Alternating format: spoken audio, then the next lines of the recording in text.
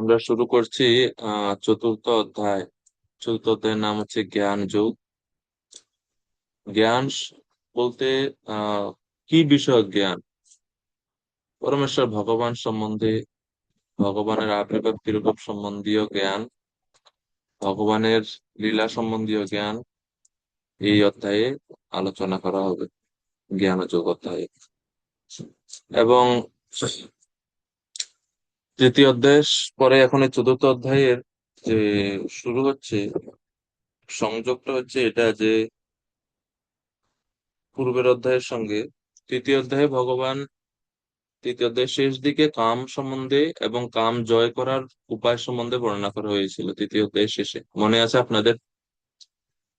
তৃতীয় অধ্যায়ের শেষ দিকে কাম সম্বন্ধে, কামকে কিভাবে জয় করা যায় সেই সম্বন্ধে ভগবান আলোচনা করেছিলেন। কোন কোন শ্লোকে কারো মনে আছে? কাম সম্বন্ধে, কিভাবে কামকে জয় করা যায়, কোন শ্লোকে বলা হয়েছে তৃতীয় অধ্যায়ে? হাত উঠাতে পারেন কেউ যদি বলতে চান। কাম জয় করার উপায় কি, কি বললেন ভগবান পূর্বের অধ্যায়ে? শ্লোক বলা লাগবে না, এমনিতে মুখে বললেও হবে। কামকে কিভাবে জয় করা যায়, ভগবান কি উপায় বলেছেন? ক্লাস করেছিলেন তো? সহজ। তৃতীয় অধ্যায় শেষে আলোচনা করা এই বিষয়ে ভগবান বলেছেন কিভাবে কামকে জয় করা যায়।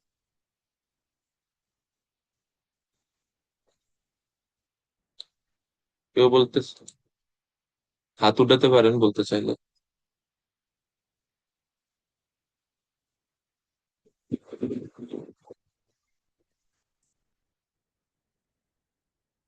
নিগমসার কৃষ্ণ প্রভু। হরে কৃষ্ণ প্রভু। প্রণাম। প্রণাম প্রভু। শ্লোক প্রভুপাদ কি জয়। তো 41 নম্বর শ্লোকে বলা হয়েছিল প্রভু, কি বলা হয়েছে প্রভু? হ্যাঁ, যে ইন্দ্রিয়কে নিয়ন্ত্রণ করে জ্ঞান ও বিজ্ঞান নাশক প্রতীকরূপ এই কামকে বিনাশ করা যায়। তাহলে কেউ যদি জিজ্ঞেস করে আমাদেরকে গীতায় ভগবান কামকে জয় করার উপায় কি বলেছেন, কি উপায়ে কামকে জয় করা যায়? আগে প্রথমে ইন্দ্রিয়গুলোকে জয় করতে হবে। কিসের দ্বারা ইন্দ্রিয় জয় করব? আহ, আহ, ইন্দ্রিয়কে নিয়ন্ত্রণ করে কিভাবে ইয়ে করতে হবে, ইন্দ্রিয়কে যেমন নিয়ন্ত্রণ করবে?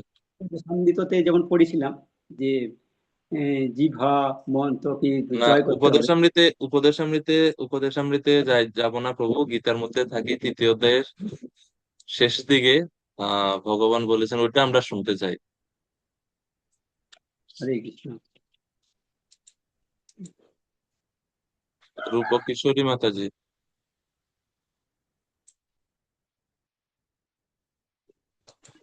হরে কৃষ্ণ প্রভু। মাতাজি বলুন, কিসের বলছি দ্বারা কামকে স্থির জয় করা যায়? স্থির বুদ্ধির দ্বারা মনকে জয় করে কামকে উম, বসানো যায়, কামকে জয় করা যায় স্থির সুন্দর, এটা বুদ্ধি। কোন কোন শ্লোকে আছে মাতাজি? এটা হচ্ছে 40 না, শ্লোকটা আমি বলতে পারছি মনে পড়ছে না তো। তৃতীয় অধ্যায়ে কি অধ্যায়? 43 নম্বর শ্লোকে না? হ্যাঁ, 43 নম্বর। एवं बुद्धे परम बुद्धा संस्तभ्यम आत्मनमात्मनः जहि शत्रु महाबाहो काम रूपम दुरासदम। এটা তো খুব গুরুত্বপূর্ণ বিষয় তৃতীয় অধ্যায়ের, আপনারা এটা সবাই চুপ হয়ে গেছে, এটা তো সাথে সাথে বলার উচিত ছিল।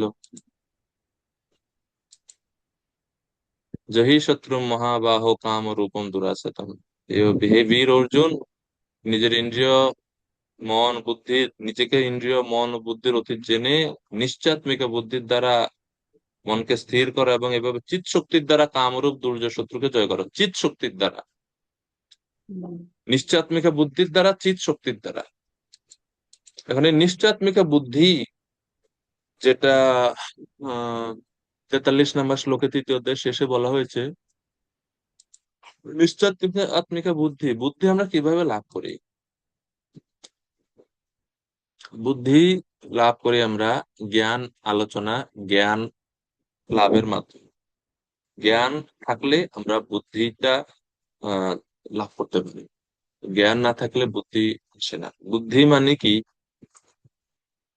কোনো কিছু করার জন্য আমরা যে যে জ্ঞান, সে জ্ঞানটাকে প্র্যাকটিক্যালি আমাদের জীবনে প্রয়োগ যে করি আমরা, বিচার বোধ ব্যবহার করি, জ্ঞানের উপর ভিত্তি করে এইসব কার্যগুলো হয়ে থাকে।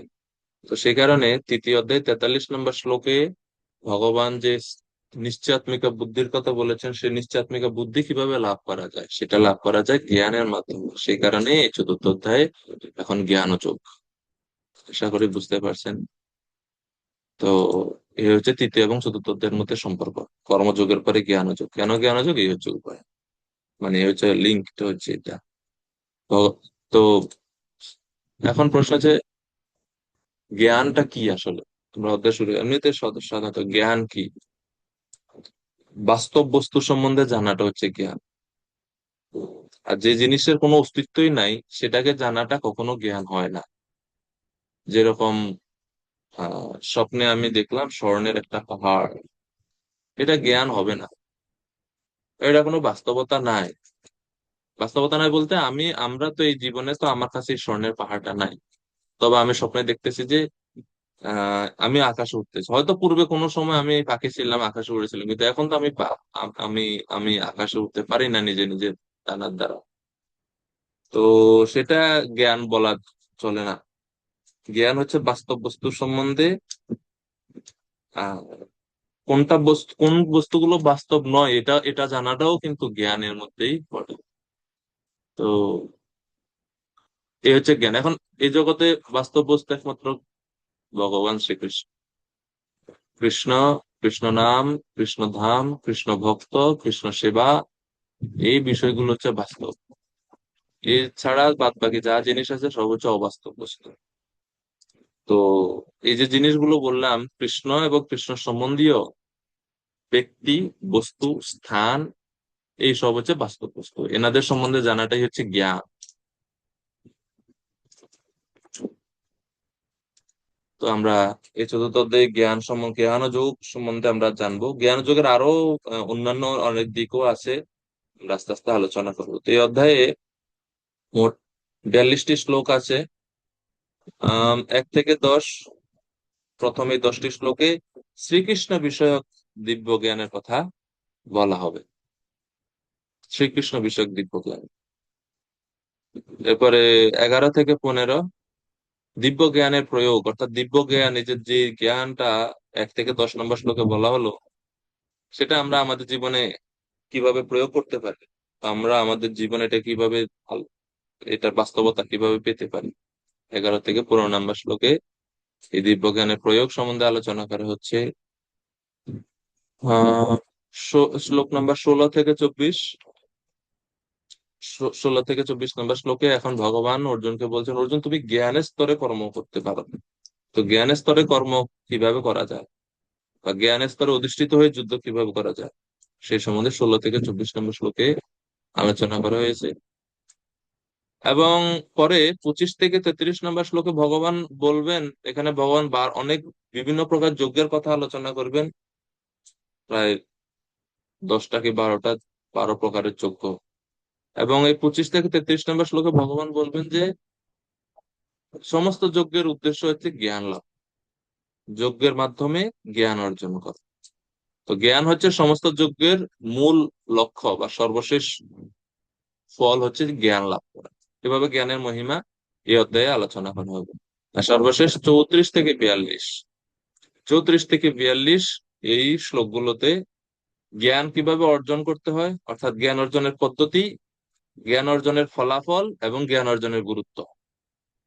জ্ঞান অর্জনের পদ্ধতি, ফলাফল, গুরুত্ব, এই 3টা বিষয় সম্বন্ধে 34 থেকে 42 নম্বর শ্লোকে আলোচনা করেছে। এটা আপনাদের যে গীতা প্রবাহ বই আছে, সেখানে আপনারা শুরুতে পাবেন এগুলো, যেটা এখন বললাম এটা আছে এখানে। তো এটা এটা মনে রাখা দরকার। এটা মনে রাখলে আপনাদের পরবর্তীতে পুরো অধ্যায়ের বিষয়বস্তুগুলো মনে রাখতে একটু সুবিধা হবে। ওকে, প্রথম শ্লোক। তো আমরা চলুন শুরু করি। প্রথম যে সেকশন আছে 1 থেকে 10 নম্বর শ্লোক, শ্রীকৃষ্ণ বিষয়ক দিব্য জ্ঞান। তো কৃষ্ণ বিষয়ক দিব্য জ্ঞানটা কি, কি বলছেন ভগবান নিজের সম্বন্ধে অর্জুনকে, একটা আলোচনা। হম ইমং বিবস্বতে যোগম প্রক্তবানহমব্যয়ম বিবস্বান মানবে প্রাহ মনোরিক্ষা কবে ব্রবীত। তো ভগবান প্রথমে ভগবত গীতার ইতিহাস সম্বন্ধে বলছেন, গীতার পরম্পরা সম্বন্ধে বলছেন। গীতার ইতিহাস বা ভগবত গীতার পরম্পরা সম্বন্ধে ভগবান প্রথমে বলছেন। তো শ্রী ভগবান উবাচ, শুরু হচ্ছে ভগবানের কথা দিয়ে। তো ভগবান কি বললেন? ইমাম বিবস্বতে যোগম প্রোক্তবান অহম অব্যয়ম। অহম মানে ভগবান বলছেন আমি, বিবস্বতে, বিবস্বতে মানে হচ্ছে সূর্যকে, আমি সূর্যকে ইমাম অব্যয়ম যোগম, এই অব্যয় যোগ প্রোক্তবান বলেছিলাম। অহম বিবস্বতে ইমাম অব্যয়ম যোগম প্রোক্তবান, আমি সূর্যদেবকে, সূর্যদেবের নাম কি? বিবস্বান। বিবস্বান নামক, বিবস্বান যে সূর্যদেবের নাম বিবস্বান, তাকে আমি এই অব্যয় যোগ মানে এই ভগবত গীতার জ্ঞান আমি বলেছিলাম, প্রোক্তবান বলেছিলাম। এরপরে আমি যখন বিবস্বানকে এটা বললাম, এরপরে বিবস্বান কি করলো? বিবস্বান মনবে প্রাহ, বিবস্বান তার পুত্র মনুকে বলেছিল। আর মনু, মনু ইক্ষা কবে অব্রবীত, মনু এই জ্ঞান ইক্ষ্বাকুকে বলেছিল।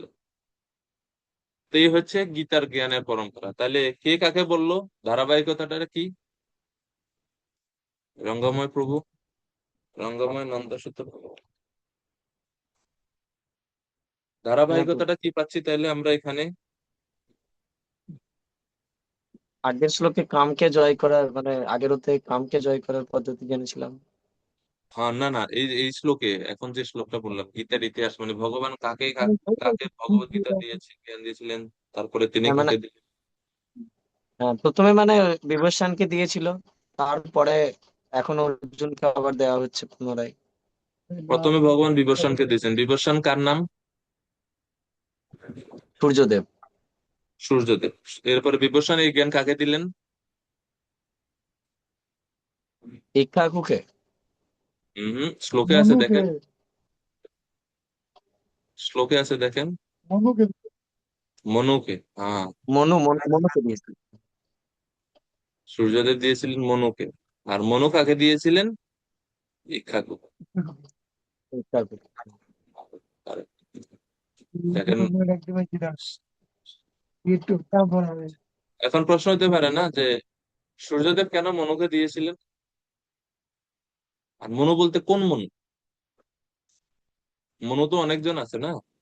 আমরা জানি যে ব্রহ্মার একদিনে 14 জন মনু শাসন করে, 14 জন মনু আসা যাওয়া করে।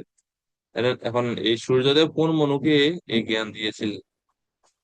জানি কি আমরা এটা? কেউ বলতে পারবেন?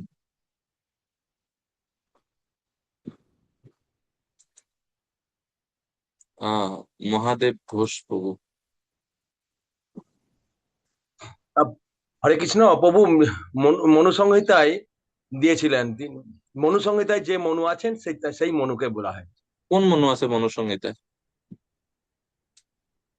যে আহ, বিভীষণের পুত্র মনু, ওনার নাম কি? আহ, মহাদেব ঘোষ। হরে কৃষ্ণ প্রভু। আপনার নাম না, ওনার নাম কি? মানে হ্যাঁ, সূর্যদেবের যে বিভীষণ, পুত্র বিভীষণ মনুকে দিয়েছিলেন। সেটা তো বুঝলাম। বিভীষণ যে মনুকে দিয়েছিলেন সেই মনুর নাম কি?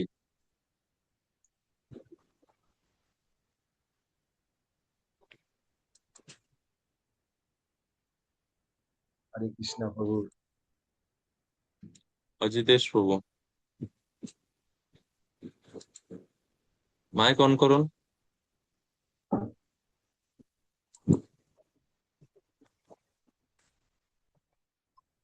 মানব হ্যাঁ, জাতির পিতা সেটা জনক, তো জানেন। হ্যাঁ, ওনার ওরা নাম এসে কি? মনু। মনু তো এটা ওনার টাইটেল, ওনার ওই ব্যক্তির নাম কি? মনু মনু আছে 14 জন মনু আছে, এদের মধ্যে কে? মানব জাতির পিতা মনু, এটাই তো জানি। সম্ভব মনু মনু। ছিলেন। মানব জাতির পিতা, এই জন্য ওনাকে মনু বলা হয়, ঠিক আছে, কিন্তু ওনার নাম কি? স্বয়ম্ভব সপ্তম। মনু। হ্যাঁ হ্যাঁ। স্বয়ম্ভব মনু। না না, স্বয়ম্ভু মনু না। স্বয়ম্ভুব শতরূপে এনারা ব্রহ্মার থেকে প্রকটিত, ব্রহ্মা শরীর থেকে আসছেন ওনারা না,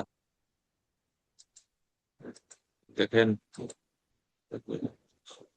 হ্যাঁ, রঙ্গময় বৈবস্বত মনু। কারেক্ট, ধন্যবাদ আপনাকে। বৈবস্বত মনু বিবস্বানের পুত্র, এই জন্য ওই মনুর নাম হচ্ছে বৈবস্বত মনু। ওটাই জিজ্ঞেস করছিলাম যে ওই মনুর নাম কি। মনু তো ওনাদের যেমন ব্রহ্মা, চন্দ্র, এগুলো তো একটা পদের নাম। ওই ব্যক্তি, ওই পদে যিনি আছেন সেই ব্যক্তির কি নাম? তো নন্দসুত রঙ্গময় প্রভু বললেন যে এটা বৈবস্বত মনু। অজিতেশ প্রভু বলুন।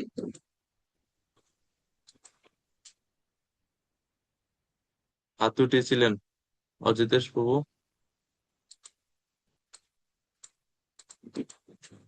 কিছু বলবেন?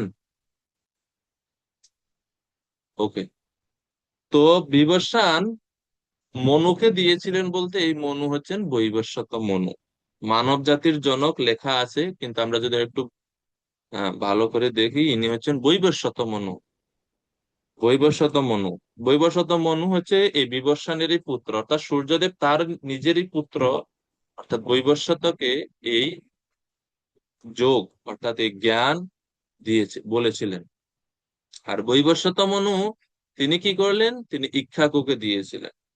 তো সপ্তম মনু যে লিখছিলেন যিনি, এটা ঠিক আছে, এই মনু হচ্ছে সপ্তম মনু। আর সেই সপ্তম মনুর শাসনকাল এখন চলছে। হম। স্বয়ম্ভুব মনু না, স্বয়ম্ভুব মনু হচ্ছে প্রথম মনু। মনু আছে 14 জন মনু আছে। স্বয়ম্ভুব, সরোচিষ, উত্তম, তামস, রৈবত, চাক্ষুষ, বৈবস্বত, সাবর্ণী, দক্ষ সাবর্ণী, ব্রহ্ম সাবর্ণী, ধর্ম সাবর্ণী, রুদ্র সাবর্ণী, দেব সাবর্ণী এবং ইন্দ্র সাবর্ণী। এই হচ্ছে 14 জন মনুর নাম। তার মধ্যে যে 7 নম্বর মনু, ওনার শাসনকাল এখন চলছে বৈবস্বত। ওনার শাসন আমলে এক একজন মনুর শাসনকাল আমলে বা শাসনকালের মধ্যে 71 চতুর্যুগ অতিবাহিত হয়। 71 চতুর্যুগের মধ্যে এখন 28তম চতুর্যুগ চলছে। অষ্টবিংশতি চতুর্যুগে দ্বাপরের শেষে ব্রজের সহিত হয় কৃষ্ণের প্রকাশে নাকি এরকম একটা আছে, অর্থাৎ চৈতন্য মহাপ্রভুর প্রকট বা আবির্ভাব সম্বন্ধে নির্দিষ্ট সময় হচ্ছে এটা অষ্টাবিংশতি। অর্থাৎ বৈবস্বত মনুর এখন 28তম চতুর্যুগ চলছে। ঠিক আছে। তো এই বৈবস্বত মনুকে তিনি দিয়েছিলেন বৈবস্বত মনু। আর বৈবস্বত মনু সেটা দিয়েছিলেন ইক্ষ্বাকুকে, ইক্ষ্বাকু রাজাকে দিয়েছিলেন ইক্ষ্বাকু। তাহলে এর মানে বুঝতে হবে যে এই যে আহ ভগবত গীতার যে এই জ্ঞান, এটা এমন না যে ভগবান প্রথমবারের মতো অর্জুনকে দিচ্ছে। এটা ভগবান অনেক আগে থেকে, অর্থাৎ সৃষ্টির শুরুর কথা ভগবান বলছেন যে সূর্যদেবকে দিয়েছিলেন, এটা সৃষ্টির শুরুর দিকে। এমন না যে ভগবান শুধু সূর্যদেবকে দিয়েছিলেন, ভগবান অনেককেই জ্ঞান দিয়েছিলেন, ভগবান ব্রহ্মাকে দিয়েছেন, অনেককেই দিয়েছিলেন, কিন্তু এখানে ভগবান সূর্যদেবের কথাই প্রথমে বলছেন। সূর্যদেব দিয়েছিলেন। আচ্ছা। তো প্রভুপাদের জন্য বলছেন তাৎপর্য যে ভগবান ভগবত গীতার ইতিহাস এখানে বর্ণনা করছেন, যেটা বহু প্রাচীন কাল থেকে এই জ্ঞান চলমান আছে। আর রাজা সূর্যদেবকে দিয়েছিলেন, সূর্যদেব সমস্ত গ্রহ সমূহের রাজা, সেই কারণে ওনাকে দিয়েছিলেন। আহ, এখন ভগবান অর্জুনকে দিবেন, অর্জুন হচ্ছেন একজন ক্ষত্রিয় মানে রাজা বা রাজবংশ। তো অর্জুন এই জ্ঞান গ্রহণ করবে তখনই যখন অর্জুন দেখবে যে পূর্বেরও বড় বড় রাজারা এই জ্ঞান ধারণ করেছেন। সেই কারণে ভগবান রেফারেন্স দিচ্ছেন সূর্যদেবের কথা, ভগবান রেফারেন্স দিচ্ছেন ইক্ষ্বাকু মহারাজের কথা, যারা ছিলেন বড় বড় রাজা। তো অর্জুন তখন গ্রহণ করবে, ও আচ্ছা, সব বড় রাজারা এই জ্ঞান লাভ করেছিলেন, তাহলে আমারও তাইলে এই জ্ঞানটা লাভ করার চেষ্টা করা উচিত।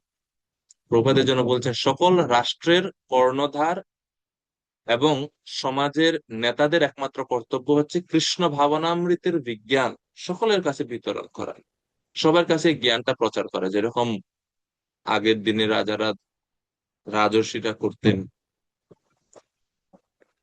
তো এই এই যে প্রথম শ্লোকে যে ভগবান বললেন যে তিনি সূর্যদেবকে বিবস্বান মনুকে দিয়েছিলেন এইসব, এটা মহাভারতের শান্তি পর্বেও একই কথা বর্ণনা আছে, যেটা তাৎপর্য প্রভুপাদ মহাভারত থেকে শ্লোক উদ্ধৃতি করে দিয়েছেন। ঠিক আছে। তো এই জন্য এই হচ্ছে গীতার ইতিহাস। এখন 2 নম্বর শ্লোক, एवं परंपरा प्राप्तम इमं राजर्षयो विदुः सकालनेह महता योग नष्ट परंतप। एवं परंपरा प्राप्तम এই প্রকারে, অর্থাৎ এই যে আমি সূর্যদেবকে দিলাম, সূর্যদেব তার পুত্র বৈবস্বত মনুকে দিল, বৈবস্বত মনু ইক্ষ্বাকুকে দিল, এই পরম্পরা ক্রমে, এবং পরম্পরা এই প্রকারে পরম্পরাগত ভাবে ইমম রাজর্ষয় বিদুহু এই জ্ঞান বা এই যোগ রাজর্ষিগণ লাভ করেছিলেন, এবং এভাবে পরম্পরার মাধ্যমে এই পরম বিজ্ঞান রাজর্ষিরা লাভ করেছিলেন। তো অর্জুন এভাবে মানে রাজর্ষিদের রাজর্ষয় বলার মাধ্যমে ভগবান বুঝেছেন, অর্জুন তুমিও একজন রাজা, রাজবংশ, তুমি একজন ক্ষত্রিয়, সেখানে তোমারও উচিত এই জ্ঞানটা লাভ করা।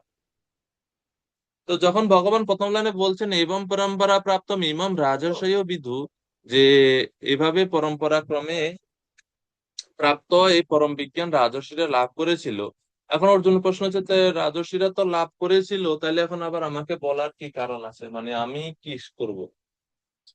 তো এখন পরের লাইনে, দ্বিতীয় লাইনে ভগবান বলছেন স কালেনেহ মহতা যোগ নষ্ট পরন্ত। কিন্তু অর্জুন, তোমাকে আমি এখন আবার পুনরায় বলছি, কারণ সয়োগ সেই যোগ, যে যোগ রাজর্ষিরা পরম্পরা দ্বারা লাভ করেছিলেন, তা মহতা কালে না, মহতা কালে না, কাল এর সঙ্গে মহতা, মহতা মানে হচ্ছে দীর্ঘ, কালে না মানে হচ্ছে কাল, মহতা কালে না মানে হচ্ছে সুদীর্ঘ কালের, মানে অনেক দিন, মানে অনেক সময় অতিবাহিত হয়েছে বলে সেই যোগ নষ্ট হয়েছে। যোগ নষ্ট পরন্তপ, হে পরন্তপ, হে অর্জুন, এই যোগ নষ্ট প্রায় হয়েছে। তো প্রভুপাদ লিখেন নষ্ট প্রায়, নষ্ট প্রায় মানে নষ্ট মানে পূর্ণরূপে নষ্ট হয়নি, প্রায় নষ্ট হয়ে গেছে। প্রায় নষ্ট হয়ে গেছে মানে এই জ্ঞানটা আছে কিন্তু এত বেশি প্রচলন নাই, এই জন্য এটাকে বলা হয়েছে যোগ নষ্ট পরন্তপ, অর্থাৎ নষ্ট প্রায় হয়েছে। প্রশ্ন হতে পারে, পূর্বের শ্লোকে ভগবান বললেন যোগম অব্যয়ম, এই যোগ হচ্ছে অব্যয়, অব্যয় মানে ধ্বংস হবে না, অব্যয় মানে কি ধ্বংস হয় না যে যোগ। তো ভগবত আচ্ছা, ভগবান যেরকম, ভগবানের কোনো ধ্বংস আছে? ভগবানের ধ্বংস আছে না। ভগবানের যদি ধ্বংস না থাকে, ভগবানের সম্বন্ধীয় যে জ্ঞান, ভগবত জ্ঞান, সেটা কি কখনো ধ্বংস হবে বা ধ্বংস হওয়ার কথা? ধ্বংস হওয়ার কথা না। এই জন্য প্রথম শ্লোকে ভগবান কি বললেন, এবং আহ, প্রথম শ্লোকে ভগবান বলছেন ইমম বিবস্বতে যোগম প্রোক্তবান অহম অব্যয়ম। ওই যে অব্যয় শব্দটা এই কারণে যুক্ত করা হচ্ছে যে এই জ্ঞান অব্যয়, কোনো সময় নষ্ট হয় না। তাহলে এই জ্ঞান যদি অব্যয় হয় প্রভু, তাহলে পরের লাইনে কেন, পরের শ্লোকে কেন বলছে যোগ নষ্ট পরন্তপ, এই যোগ নষ্ট প্রায় হয়ে গেছে? তাইলে এখানে নষ্ট বলতে পূর্ণরূপে ধ্বংস হওয়া বোঝায় না, নষ্ট বলতে ক্ষীণ হয়ে গেছে, বা এখন এত বেশি প্রচলন নাই এই জ্ঞানের, মুষ্টিমেয় কয়েকজনের কাছে এই জ্ঞানটা আছে, এত বেশি প্রচলন নেই। তো সেই কারণে আমি অর্জুন তোমাকে এখন এই জ্ঞান প্রদান করছি বা প্রদান করব, এটা হচ্ছে বিষয়। ঠিক আছে, কারণ জ্ঞান এমন একটা জিনিস, সেটা যদি কেউ চর্চা না করে তাহলে হারিয়ে যায়। ঠিক আছে, একটা সুন্দর গল্প আছে যে একবার এক কুঠার, মানে কি বলে, যারা কাঠ কাটে, কাঠুরে বলে নাকি, বন থেকে কাঠ কাটে না, কাঠুরে বলে। তো এক কাঠুরে, সে বনে প্রতিদিন গাছ কাটতো, লাকড়ি কাঠ বিক্রি করে তার সংসার চলতো, সে এভাবে চলছে। তো সে একটা জিনিস খেয়াল করতেছে যে, মানে যত দিন যাচ্ছে, সে আগে একদিনে যদি 5টা গাছ কাটতে পারতো, এখন সে 2টা গাছ কাটতে পারে, আর গাছ বেশি কাটতে পারে না। এখন তো সে যে চিন্তা করতেছে কি ব্যাপার, আমি আগে এত ভালো, এত বেশি গাছ কাটতে পারতাম, এখন কেন পারছি না, কি অসুবিধা? তো সে অনেক চেষ্টা করেও সমাধান না পেয়ে এক এক সাধুর কাছে গেছে। সাধুরা জ্ঞান চর্চা করে তাদের কাছে গেছে, জিজ্ঞেস করছেন যে সাধু বাবা, আমি আগে অনেক 5টা গাছ কাটতে পারতাম দিনে, অনেক লাভ হতো ব্যবসাতে, কিন্তু এখন কেন জানি পারি না আগের মতো। তো সাধু বলছে, তুমি কিভাবে গাছ কাটো? বলছে, না, এই যে আমার কুড়াল আছে, কুড়াল দিয়ে, কুঠার দিয়ে গাছ কাটে, কুড়াল দিয়ে গাছ কাটে। তো বলছে, দেখাও তোমার কুড়ালটা। তো কুড়ালটা সাধু দেখলো, দেখে তখন বলছে, আচ্ছা তুমি মনে করতে পারো শেষ কবে তুমি এটাকে ধার দিয়েছিলে? লাস্ট কবে তুমি এটাকে ধার ধার দিছো, এই কুড়ালকে? তখন কাঠুরে মাথা চুলকাতেছে, ও আমার তো মনেই নেই আমি লাস্ট কবে এটাকে ধার দিছি। তো বলছে, ধার যদি না দেওয়া হয়, আসার সবসময় যদি যদি গাছই কাটতে থাকো, তাহলে কুড়ালের ধার থাকবে? আজকে এটাকে ভালো করে ধার দাও, দেখবে কালকে থেকে তুমি 5টা গাছই কাটতে পারবে। তো এটা গল্পটা, শিক্ষাটা হচ্ছে এটা যে ধার যদি না দেওয়া হয়, যেরকম যন্ত্রপাতির ধার কমে যায়, প্রতিদিন ধার দিতে হয়, সার না দিলে তার ধার কমে যায়, কাটা যায়। তদ্রূপ জ্ঞানটা এমন একটা জিনিস, সবসময় আলোচনার মধ্যে রাখতে হয়, এটা প্রচারের মধ্যে রাখতে হয়, নাইলে জ্ঞান হারিয়ে যায়, চলে যায়। শ্রীমদ্ ভাগবতম একটা সুন্দর উদাহরণ দেয়া আছে যে, যেই রাস্তা দিয়ে মানুষ হাঁটে না, সেই রাস্তার অস্তিত্ব থাকে না, সেই রাস্তা কালের প্রভাবে জঙ্গল হয়ে যায়। আপনারা গ্রামে দেখবেন, যখন শুকনা সিজন, মানে ধান টান কাটা শেষ হয়ে যায়, ধান ক্ষেতের কথা বিশেষ করে বলছি, তখন দেখবেন এই যে শুকনা সিজনে মানুষ রাস্তা রাস্তা ছেড়ে ধান ক্ষেতের মাঝখান দিয়ে হেঁটে হেঁটে বাড়িতে যায়, কারণ ওটা শর্টকাট রাস্তা। রাস্তা তো এমনি ঘুরেই গেছে, আর ক্ষেতের মাঝখান দিয়ে গেলে মানে শর্টকাট রাস্তায় তাড়াতাড়ি বাড়িতে পৌঁছানো যায়। তো শুকনা সিজনে মানুষ খেতে দিয়ে হাঁটে, যেই রাস্তা দিয়ে মানুষ সবাই সবসময় হাঁটা চলা করে, দেখুন ওই রাস্তাটা একটা একটা অটোমেটিক একটা রাস্তা, একটা আঁকাবাঁকা একটা রাস্তা হয়ে যায়। এটা কেউ তৈরি করে না, এটা মানুষ হাঁটতে হাঁটতে এই রাস্তাটা হয়ে গেছে। কিন্তু যখন আবার বর্ষাকাল চলে আসে, জল চলে আসে, তখন স্বাভাবিকভাবে জল আসলে অনেক ঘাস টাস হয়ে যায়, তখন দেখবেন ওই যে রাস্তাটা দেখা যেত আগে, এখন আর রাস্তা নাই। কেন রাস্তা নাই? কারণ এখন যেহেতু এই রাস্তা দিয়ে কেউ হাঁটেনি, সেখানে রাস্তাটা হারিয়ে গেছে। তো জ্ঞানটা সেই রকম। এই জন্য আমাদের সোসাইটিতে, আমাদের সংগঠনে, আমাদের এই শাস্ত্র অধ্যয়ন এবং শাস্ত্র আলোচনা পর্যালোচনা, এই যে কালচার, এই যে সংস্কৃতি, এটাকে টিকিয়ে রাখা উচিত। শুধুমাত্র সার্টিফিকেটের জন্য কোর্স করা থেকে, কোর্স করার যে মেন্টালিটি, সেখান থেকে আমাদের বেরিয়ে আসা উচিত, এবং শাস্ত্রকে সঠিকভাবে বোঝার জন্য গ্রন্থ পড়া উচিত, শাস্ত্র পড়া উচিত, শাস্ত্র আলোচনা করা উচিত। বুঝা গেল? বেশিরভাগ সময় আমরা আমাদের সময় নষ্ট করি প্রজল্পতে,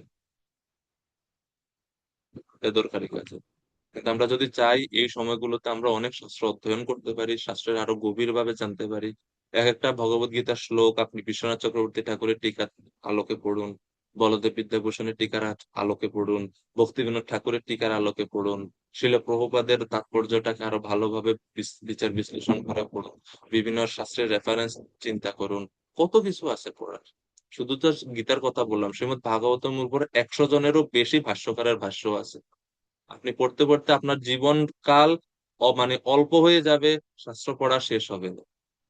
ভক্তি রসামৃত সিন্ধু পড়ুন, উপদেশামৃতটাকে ভালো করে পড়ুন, তারপরে সৎসন্দর্ভ আছে পড়ুন।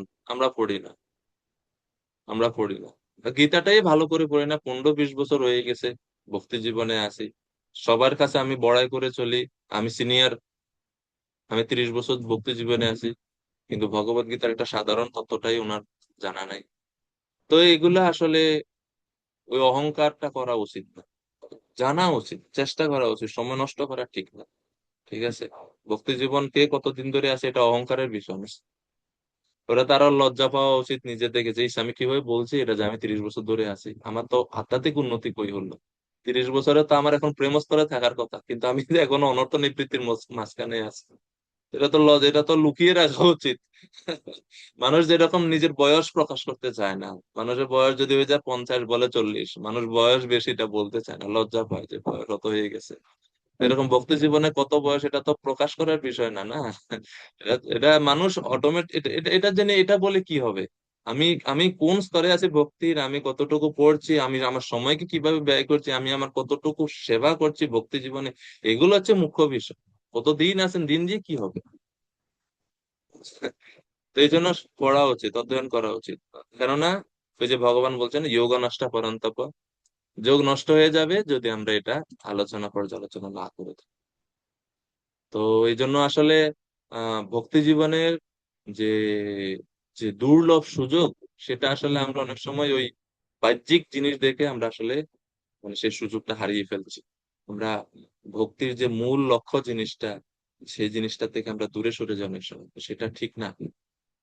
এখন যখন আমরা চলে আসি আমাদের গীতাতে, এখন অর্জুন বলছেন ঠিক আছে বুঝলাম, এখন আমাকে কেন বলছেন?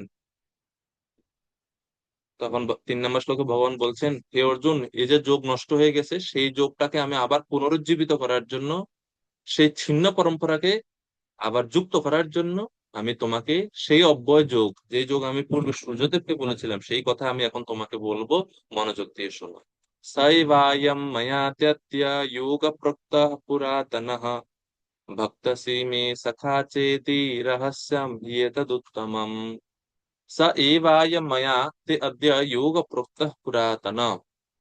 তো ভগবান বলছেন যে হে অর্জুন, ত্বম বা তুমি, মে ভক্ত সখা চ আপি, তুমি আমার ভক্ত, তুমি আমার সখা।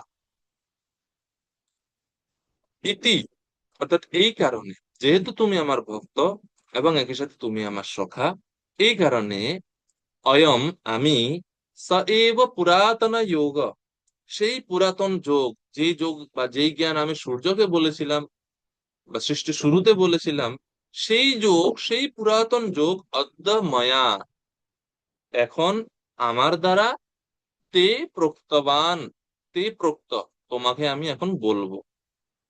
এটা হচ্ছে উত্তমম রহস্যম, এটা হচ্ছে অত্যন্ত রহস্যজনক, অত্যন্ত গূঢ় জ্ঞান, গূঢ় রহস্য, আমি এখন তোমাকে বলবো। অর্জুন বলছে আমি কি এটা বোঝার যোগ্যতা রাখি, বা এই জ্ঞান যে আপনি আমাকে বলবেন সেটাকে আমি বুঝতে পারবো, সেটাকে বোঝার ক্ষমতা আমার আছে?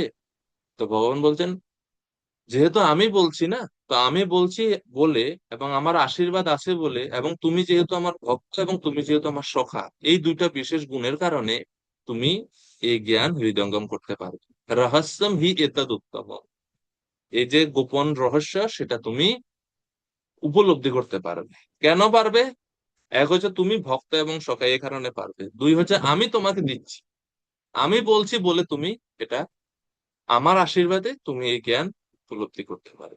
তো জ্ঞান উপলব্ধি, শাস্ত্র উপলব্ধির জন্য এই দুইটা জিনিস খুব দরকার। এক হচ্ছে ভগবানের আশীর্বাদ, ভগবানের আশীর্বাদ বা বৈষ্ণবদের বা গুরুদেবের আশীর্বাদ, এটা হচ্ছে মুখ্য, এটা হচ্ছে 90% বা 99% আমরা বলতে পারি। শাস্ত্র জ্ঞান, বৈদিক জ্ঞান লাভের জন্য 99% গুরুত্ব বা 99% নির্ভর করে কৃষ্ণের কৃপা, গুরু কৃপা বা বৈষ্ণবদের কৃপার উপরে। আর 1% হচ্ছে আমাদের প্রচেষ্টা, ভক্ত আছি সখা চেতি, এটার উপরে 1% নির্ভর করে। এখন আমরা তো অর্জুনের মতন সখ্য স্তরে নাই, মানে সখা তো আমরা হতে পারবো না। আমাদের জন্য একটাই রাস্তা খোলা আছে, সেটা হচ্ছে ভক্ত হওয়ার চেষ্টা করা। আমরা যারা ভক্ত, আমরা ভক্তি যোগে আছি। ভক্তি যোগের একটা অঙ্গ শাস্ত্র অধ্যয়ন।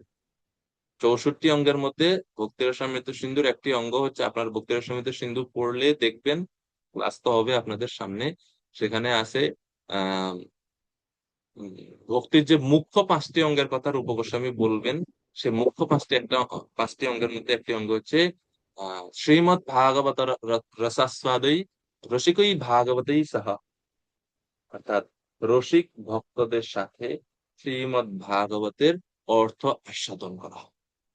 শুধু অধ্যয়ন করার কথা বলেন এর উপর, তিনি বলছেন অর্থ আস্বাদন করার কথা।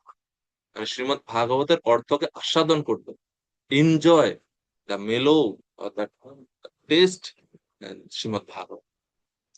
এই ভাগবতের যে রস, যে স্বাদ, এটা আস্বাদন করেন, এটা উপভোগ করার জন্য বলছেন। তো এটা শুধুমাত্র অধ্যয়ন না, আস্বাদন মানে কি জানো? আস্বাদন মানে হচ্ছে, মনে করেন যে মনে করেন আখ, হ্যাঁ, আখ আছে তো, আখ আছে, আখ ক্ষেত থেকে আনলেন, এটাকে উপরে ধুইলেন, এটার উপরে যে শক্ত আবরণ আছে এটাকে ছড়ানোর পরে ভিতরে যা আখ আছে সেটাকে আপনি আহ যে কোনো মাধ্যমে, যন্ত্রের মাধ্যমে হোক, পিষে আখের যে রস আছে সেই রসটাকে বের করে পান করলেন।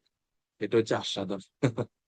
তো শ্রীমদ্ ভাগবতমটা বা ভগবত গীতা সমস্ত শাস্ত্র জ্ঞানটা এরকমই। এটা অনেক অনেক কি বলে, এটা একটা রহস্যজনক জ্ঞান। এটা ওই আশীর্বাদের ফলে এটা আস্বাদনযোগ্য হয়। তো এটা হচ্ছে শাস্ত্র, শাস্ত্রটা এরকম। তো ভগবান অর্জুনকে বলছেন, অর্জুন তোমার এই দুইটা বিশেষ যোগ্যতা আছে, সে কারণে তুমি আমি জানতে পারবে, এবং আমি যেহেতু তোমাকে আশীর্বাদ করছি বা আমি নিজে থেকে বলছি, সেই কারণে তুমি জানতে পারবে। তো এখান থেকে আমরা অনেক কিছু শিখতে পাই। এক হচ্ছে অর্জুন ভগবানের সখ্য রসের ভক্ত, মানে সখ্য স্তরে আছেন। আহ অর্জুনের বিশেষ যোগ্যতা হচ্ছে ভক্ত এবং সখা। কারণ অর্জুন প্রশ্ন করতে পারে, বা আমাদের মনের মধ্যে একটা প্রশ্ন হতে পারে যে ভগবান অর্জুনকে কেন বলছেন? পঞ্চপাণ্ডবের মধ্যে তো 5 জন আছে এরা, না? অর্জুন কেন? অর্জুনের বিশেষত্বটা কি এখানে? যুধিষ্ঠির আছে, ভীম, অর্জুন, নকুল, সহদেব, 5 জনের মধ্যে অর্জুনকে ভগবান বেছে নিয়েছেন। যুধিষ্ঠিরকে বলতে পারতেন, ভীমকে বলতে পারতেন, এরা তো বড় বয়সে। যুধিষ্ঠির মহারাজ নিজেই তো ধর্মরাজ, তো ধর্ম কথা তো ওনাকে বলা উচিত ছিল। অর্জুনকে কেন ভগবান বেছে নিলেন? কারণ এখন ভক্ত আসিমে সখাচেতি লাইনটা যদি আমরা দেখি, প্রথমে ভগবান বলছে তুমি আমার ভক্ত। অর্জুন বলছেন 1 মিনিট, ভক্ত তো আমরা 5 জনই আপনার ভক্ত। যুধিষ্ঠির কি আপনার ভক্ত না? ভীম কি আপনার ভক্ত না? কি ভক্ত না কৃষ্ণের তারা? সবাই তো ভক্ত না, নাকি? কৃষ্ণের ভক্ত না সবাই?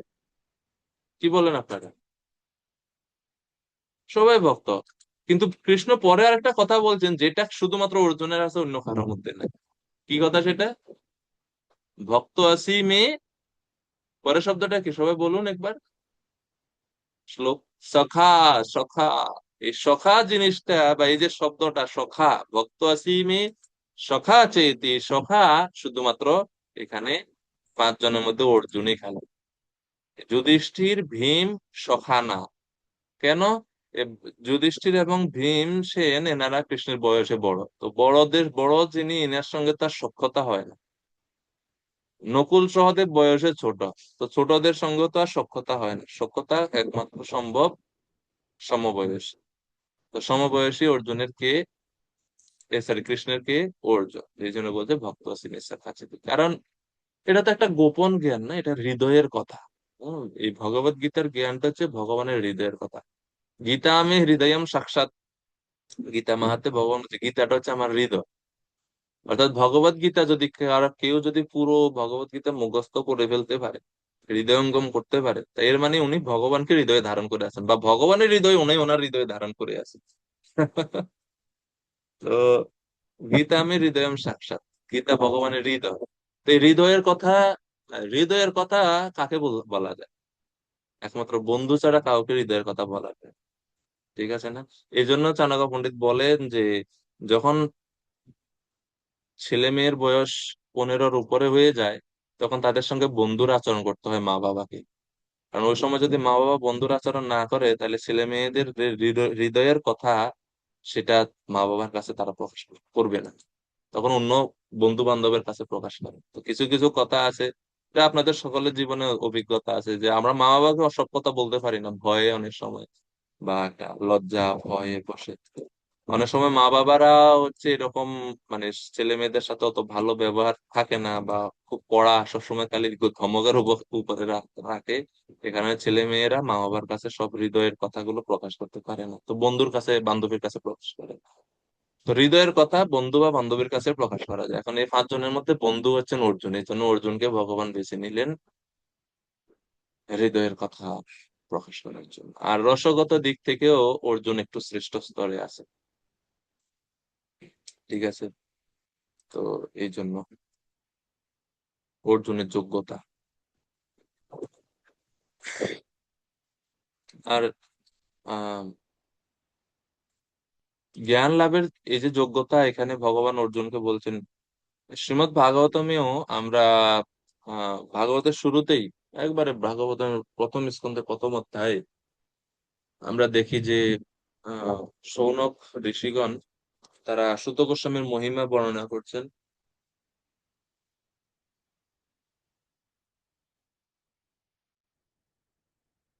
তো সুত গোস্বামীর মহিমা বর্ণনা করতে গিয়ে তারা সুত গোস্বামীর প্রশংসা করতে গিয়ে বলছেন, ব্রূয়ুঃ স্নিগ্ধস্য শিষ্যস্য গুরব গুহ্যমপিয়ুত। অর্থাৎ হে সুত গোস্বামী, যেহেতু আপনি ছিলেন স্নিগ্ধ স্বভাব সম্পন্ন, গুরুদেবের অত্যন্ত অনুগত, সেই কারণে আপনার গুরুরা আপনার কাছে গুহিয়াম অপি উত, অত্যন্ত গোপনীয় নিগূঢ় রহস্য তারা আপনার কাছে বর্ণনা করেছিল, কেননা আপনি তাদের প্রতি স্নিগ্ধ স্বভাব সম্পন্ন ছিলেন বা প্রীতিশীল সম্পর্ক ছিল, প্রীতিশীল আচরণ ছিল তাদের প্রতি আপনার। সুত গোস্বামীর এটা ছিল। তো এখন আরেকটা বিষয় হচ্ছে, দেখবেন যে ভগবত গীতা যদি আপনারা পড়েন পরে শ্লোকগুলোতে অর্জুনকে ভগবান কেন গীতার জ্ঞান দিলেন, এখানে তো দুইটা যোগ্যতার কথা বলছে। আরো কিছু যোগ্যতার কথা ভগবান পুরো ভগবত গীতার মধ্যে আরো বিভিন্ন স্থানে বলছিলেন। এই শ্লোকে আমরা দেখতে পাচ্ছি ভক্ত এবং সখার কথা, না? তারপরে আপনারা যদি নবম অধ্যায়ে যদি পড়েন, নবম অধ্যায়ের শুরুতে নবম অধ্যায়ের প্রথম শ্লোক, নবম অধ্যায়ের প্রথম শ্লোকে ভগবান অর্জুনকে কেন এই ভগবত গীতার জ্ঞান বিশেষ করে দিচ্ছেন, তার আরেকটা, অর্জুনের আরেকটা যোগ্যতার কথা নবম অধ্যায়ের প্রথম শ্লোকে ভগবান বলছেন। চতুর্থ অধ্যায়ের, মানে এই যে এখন আমরা অধ্যায় পড়ছি, চতুর্থ অধ্যায়ের 34 নম্বর শ্লোকে, 34 নম্বর শ্লোকে ভগবান আরো যোগ্যতার কথা বলছেন অর্জুন, যে কারণে অর্জুনকে ভগবান এই ভগবত গীতার জ্ঞান দিচ্ছেন। তাহলে দুইটা জায়গা বললাম, নবম অধ্যায় এবং চতুর্থ অধ্যায়ের এই শ্লোক ছাড়াও আরো দুইটা শ্লোক আছে। আর আরেকটা হচ্ছে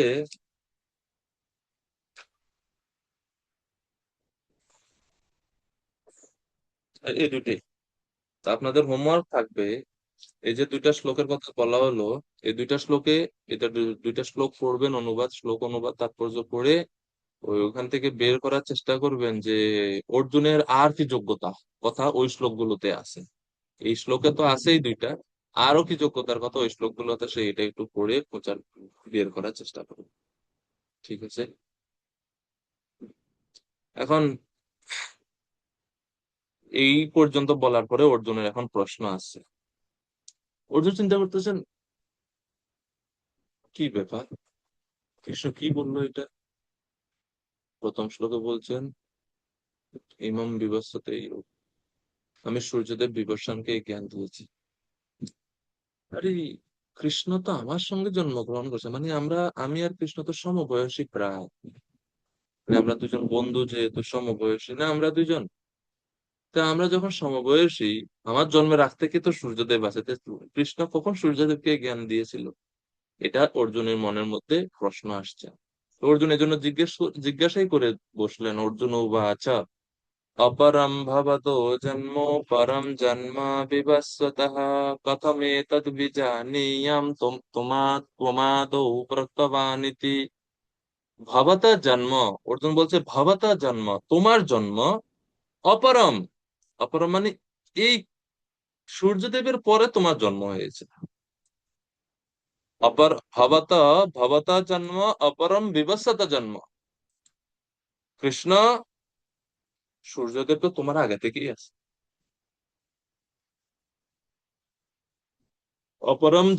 ভবত জন্ম অপরম বিবস্বত জন্ম, অর্থাৎ আহ বিবর্ষণের জন্মের পরে তোমার জন্ম হয়েছে। ঠিক আছে? তাইলে বিবর্ষণের জন্মের পরে যদি কৃষ্ণ তোমার জন্ম হয়, পরম, অর্থাৎ এই পুরাতন যোগ, তম আদৌ, তুমি কিভাবে, আদৌ মানে সৃষ্টির শুরুতে, প্রক্তবান, কিভাবে তুমি সূর্যদেবকে বলেছিলে, এতৎ কথম বিজানিয়াম, এটা আমি কিভাবে বিশ্বাস করবো বলো? আমি তো বিশ্বাস করতে পারছি না, আর কলিযুগের মানুষ কিভাবে বিশ্বাস করবে? সবাই প্রশ্ন করবে, এই কৃষ্ণ একটা মিথ্যা কথা একটা বলে দিল গীতার মধ্যে যে তিনি সূর্যদেবকে সৃষ্টির শুরুতে নাকি এই জ্ঞান দিয়েছিল। তো এটা কিভাবে বিশ্বাস করবে? এটা তো বিশ্বাসযোগ্য না।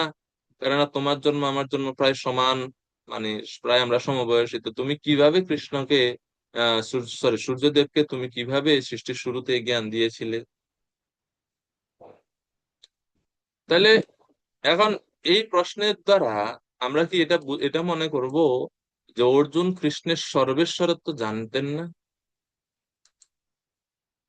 এটা কি মনে করা যাবে? বলতে পারবো আমরা এটা? অর্জুন কি জানতো না যে কৃষ্ণ যে সর্বেশ্বর, কৃষ্ণ যে সকলের আদি? যদি উনি জানতেনই তাহলে এই প্রশ্ন কেন করছেন?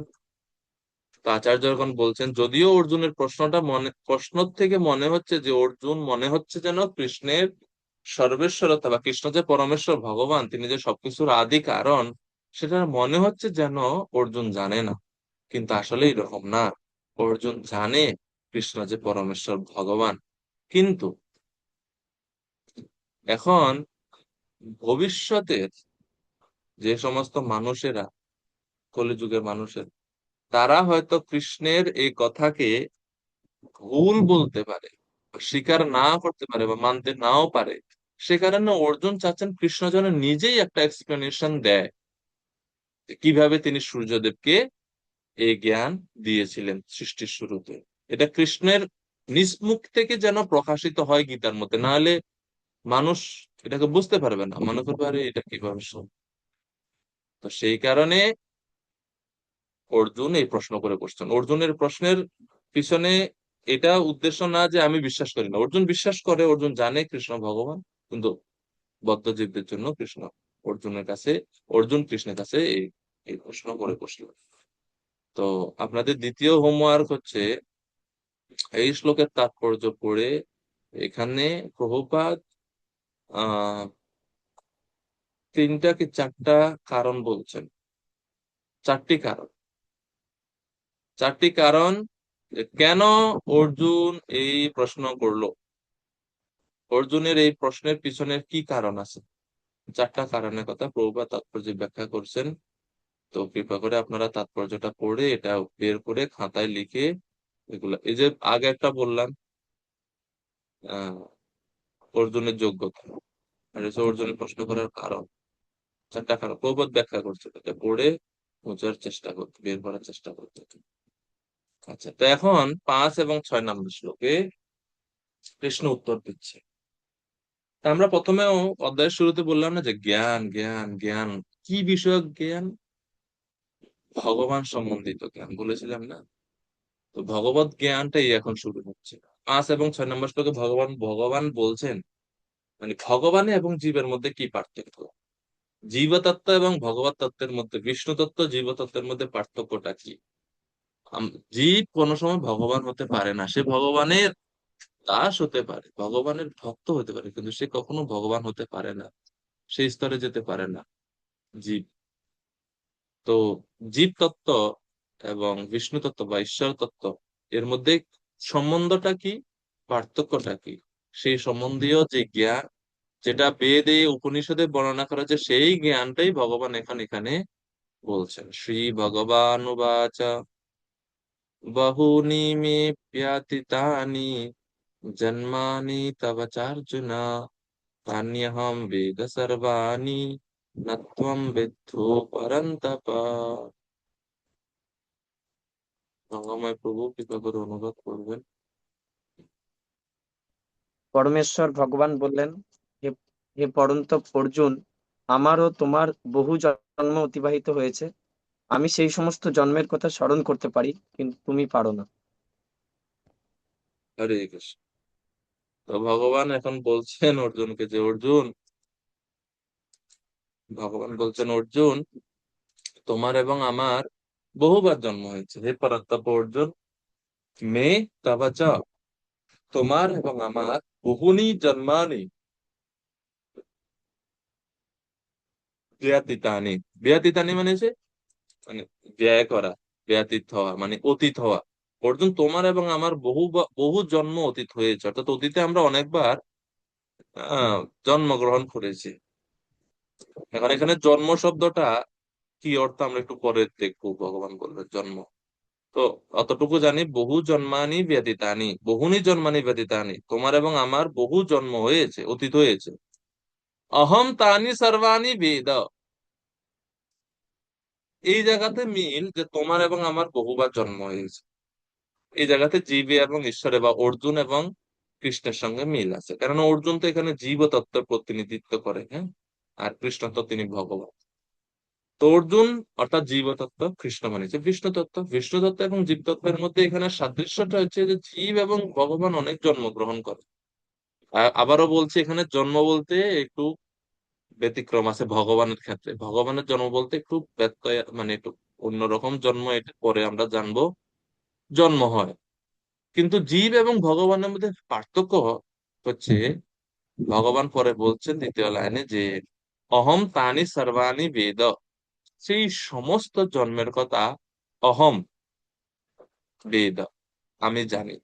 বেদ শব্দের অর্থ হচ্ছে জানা। আমি জানি অন্য সমস্ত, ওই সমস্ত জন্মের কথা আমি জানি, কিন্তু অর্জুন তুমি সেটা জানো না। তম ন বেত্থ, তম ন বেত্থ মানে তুমি জানো, অর্থাৎ তুমি ভুলে গেছো কিন্তু আমি ভুলিনি, আমার মনে আছে। তাহলে জীব এবং ভগবানের মধ্যে পার্থক্য হচ্ছে, তোমার এবং আমার বহুবার জন্ম হয়েছে, তো আমি সবকিছু জানি, সমস্ত জন্মের কথা জানি, আমার মনে আছে, কিন্তু তুমি সব ভুলে গেছো। অর্থাৎ জীব ভুলে যায়, ভগবান ভুলেন না। এই হচ্ছে পার্থক্য। যেরকম আমরা দ্বিতীয় অধ্যায়েও আত্মতত্ত্ব জ্ঞান, আত্মার জ্ঞান, সেখানে আমরা তো দেখলাম বিস্তারিত ভাবে যে আত্মা দেহান্তরিত হয়, কিন্তু আত্মার কোনো সময় কি হয় না, ধ্বংস হয় না। তো আত্মা নতুন নতুন দেহ ধারণ করে। বিশেষ করে ভগবান যে দ্বিতীয় অধ্যায়ে নত্তি বাহম জাতু নাসম নত্বম নেমি জনাধিপা না চৈবা ন ভবিষ্যামা সর্বে বয়ম ইতঃ পরম। এই শ্লোকে ভগবান তো প্রতিপন্ন করলেন যে তোমার আমার এবং এই সমস্ত রাজাদের বহুবার জন্ম হয়েছে। ভগবান বলছেন না পুনর্জন্ম। তো এটা হচ্ছে বিষয়। ভগবান মনে রাখেন, ভগবান সর্বজ্ঞ, ভগবানের মনে থাকে। জীব অল্পজ্ঞ বা অজ্ঞ, জীব মনে থাকে না, জীবের ভুলে যায়। 1 মাস আগে আজকের এই দিনে কি করছেন মনে আছে? গত সপ্তাহে এই সময় কি করছিলেন মনে আছে? আমরা ভুলে যাই। আর তো পূর্ব জন্মের কথা তো আর দূরের কথা, এই জন্মের কথাই ভুলে যাচ্ছি তো আর। তো এখন ভগবানের জন্ম বলতে, এখানে ভগবানের জন্ম বলতে ভগবানের অবতরণ বা ভগবানের অবতারকে বুঝতে হবে। জীবের অবতরণ না, জীবের দেহ পরিবর্তন হয়। ভগবানের ক্ষেত্রে অবতরণ বলা হচ্ছে কেন? কারণ ভগবানের তো দেহ পরিবর্তন হয় না, কারণ ভগবানের দেহটাও হচ্ছে চিন্ময়। জীব এবং ভগবানের মধ্যে পার্থক্য হচ্ছে, জীবের শরীর এবং আত্মা ভিন্ন, কিন্তু ভগবানের শরীর এবং আত্মা ভিন্ন কোনো কিছু না। ভগবানের শরীর এবং আত্মা একই। তো ভগবানের আলাদা শরীর বলতে কিছু না, ওনার কোনো জড় শরীর নেই, ভগবান কোনো সময় জড় শরীর ধারণ করেন না। দেহ দেহি বিভাগ অয়ম না ঈশ্বরে বিদ্যতে ক্বচিৎ। পরমেশ্বর ভগবানে কখনো দেহ এবং দেহি, মানে দেহ আত্মা এরকম কোনো পার্থক্য থাকে না। এটা হচ্ছে ভগবানের ব্যাপারে। তো প্রভুপাদ এই জন্য ওই যে ভগবানের জন্মের কথা বলছে না, তো ভগবানের জন্মটা যে আমাদের মতো নয় সেটা বোঝানোর জন্য প্রভুপাদ তাৎপর্যে ব্রহ্মসংহিতা থেকে শ্লোক উদ্ধৃতি করে বলছেন, অদ্বৈতমচ্যুতমনাদিমনন্ত রূপম আদ্যম পুরাণ পুরুষম নব যৌবনম চ বেদেষু দুর্লভমদুর্লভমাত্ম ভক্তো গোবিন্দমাদি পুরুষম তমহং ভজামি। অদ্বৈতম অচ্যুতম অনাদিম অনন্ত রূপম আদ্যম পুরাণ পুরুষম নব যৌবনম চ। এই 2 লাইনে যে যে কথাগুলো বলা হচ্ছে এগুলো হচ্ছে ভগবানের অবতরণের বৈশিষ্ট্য। এক হচ্ছে ভগবান অদ্বৈত, 2 হচ্ছে অচ্যুত। উনি অবতরণ করলে ওনার স্থান থেকে তিনি কখনো চ্যুত হন না, বা ওনার ধাম থেকে তিনি কখনো চ্যুত হন না। উনি ওনার ধামেও আছেন, সাথে সাথে তিনি জড় ব্রহ্মাণ্ডেও অবতরণ করেন অচ্যুত। তিনি অনাদি, অর্থাৎ ওনার কেউ আদি নাই। উনি কারো কাছ থেকে আসেন না, উনি হচ্ছেন ওনার ওনার আবির্ভাবের কারণ উনি নিজেই অনাদিম। এবং ওনার অনন্ত রূপম, অনন্ত রূপ আছে ওনার। আদ্যম পুরাণ পুরুষম, তিনি হচ্ছেন পুরাণ পুরুষ, আদি পুরুষ। এবং এই যে এত অনন্ত রূপ, এই রূপের দ্বারাতে যে তিনি যে আছেন আদি রূপে, বৃদ্ধ হয়ে গেছেন কি? উনি কি বুড়ো হয়ে যায়? ভগবান বুড়া হয়? আমরা বুড়ো হই জীবেরা বুড়া বুড়া, আমরা আমরা বৃদ্ধ হই, কিন্তু ভগবান বৃদ্ধ হন না। নব যৌবনম চ, নব যৌবন সম্পন্ন সুন্দর পুরুষ, কন্দর্প কুটি কমনীয় বিশেষ শোভম গোবিন্দ আদি পুরুষম তমহম ভজামি। ব্রহ্মা যে সুন্দর ভাবে বর্ণনা করছেন, নব কন্দর্প কোটি, কোটি কন্দর্পকেও বিমোহিত করে দেয় সেই রূপ, এত সুন্দর রূপ। তো এই প্রথমে দুই লাইন হচ্ছে ভগবানের অবতারের বৈশিষ্ট্য বা ভগবানের বৈশিষ্ট্য, ঠিক আছে? তো এই হচ্ছে ভগবানের জন্ম, যে ভগবান আমাদের মতো জন্মগ্রহণ করেন না, তিনি অবতরণ করেন। হ্যাঁ, অপ্রপঞ্চাৎ প্রপঞ্চে অবতরণম ইতি অবতার। অবতার কাকে বলে? যিনি অপ্রপঞ্চ জগৎ থেকে প্রপঞ্চ জগতে নেমে আসেন নিজের ইচ্ছা, স্বেচ্ছা। এবং এই প্রপঞ্চ জগতে আসার পরেও প্রপঞ্চের দ্বারা নিজে প্রভাবিত কোনো সময় হন না, তিনি হচ্ছেন অবতার। বোঝা গেল? অর্থাৎ অপ্রপঞ্চ মানে হচ্ছে চিন্ময় জগৎ, চিন্ময় জগৎ থেকে তিনি নিজের ইচ্ছাতে এই জগতে আসেন, এবং এই জগতে আসলেও কখনো এই জগতের কলুষতার দ্বারা বা প্রপঞ্চের দ্বারা নিজে প্রভাবিত হন না, তিনি হচ্ছেন অবতার। এইভাবে অবতারের সংজ্ঞা দেওয়া হচ্ছে। কি কি রূপে তিনি আসেন? বিভিন্ন রূপে আসেন। রামাদি মূর্তি সুকলা নিয়মে নতিষ্ঠান নানাবতারমকরদ ভুবনেষু, কিন্তু কৃষ্ণ স্বয়ং সমভবৎ পরমঃ পুমান ইয়ো গোবিন্দমাদি পুরুষম তমহম ভজামি। রাম আদি, আদি মানে আরো, রাম ছাড়াও আরো রাম, নৃসিংহ, বরাহ, মৎস্য, কুর্ম, ধন্বন্তরী, কত অবতার। শ্রীমদ ভাগবতম প্রথম স্কন্ধে, তৃতীয় অধ্যায়ে, দ্বিতীয় স্কন্ধে 22 জন 24 জন করে করে অবতারের লিস্ট আছে এখানে। বিভিন্ন অবতার রূপ ধরে ধারণ করে তিনি আসেন। কিন্তু কৃষ্ণ স্বয়ং, কৃষ্ণ হচ্ছেন সকলের মূল, কৃষ্ণ থেকে সমস্ত অবতারেরা যা আসে।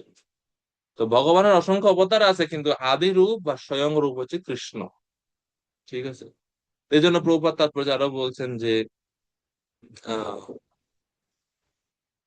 ভগবান কখনো, জীব কখনো ভগবানের সমান হতে পারে না।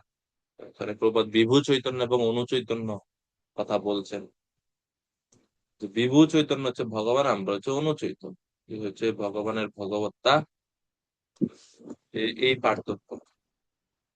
তো আপনাদের তৃতীয় হোমওয়ার্ক এই তাৎপর্যের উপর ভিত্তি করে, সেটা হলো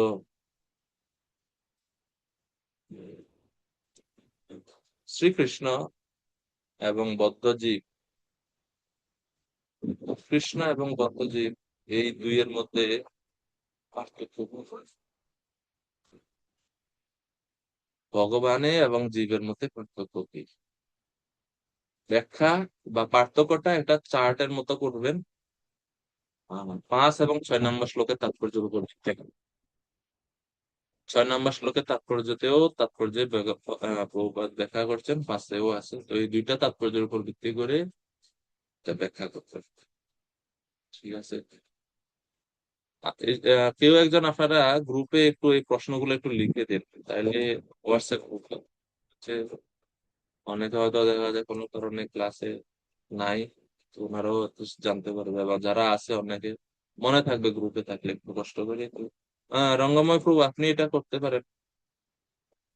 রঙ্গময় নন্দসূত প্রভু, এই প্রশ্নগুলো একটু কষ্ট করে গ্রুপে লিখে দিয়ে, হ্যাঁ? রঙ্গময় প্রভু এটা করতে পারেন। ঠিক আছে।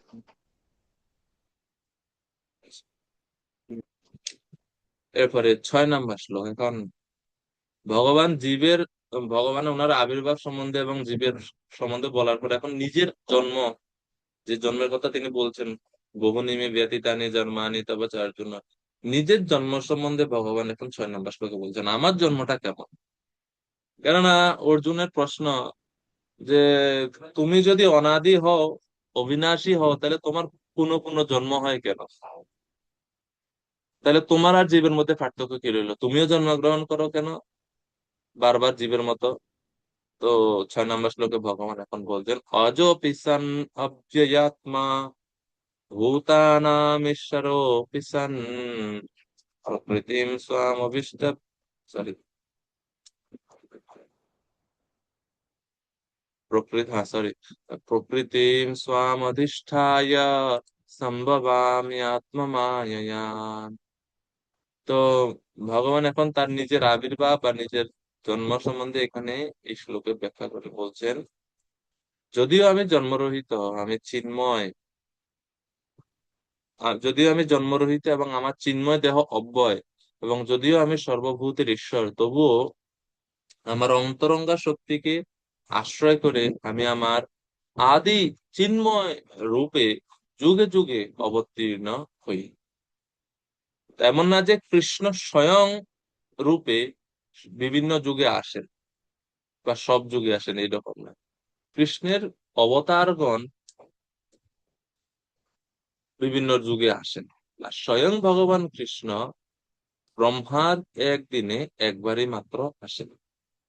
তো এখন এই শ্লোকের একটা গুরুত্বপূর্ণ জিনিস দেখেন, ভগবান প্রথমে বলছেন অজ অপি, যদিও আমি অজ। জ শব্দের অর্থ হচ্ছে জন্ম, অজ মানে হচ্ছে যার জন্ম নাই, যারাকে জন্মগ্রহণ করতে হয় না, তাকে বলা হয় অজ, মানে জন্ম রহিত যে।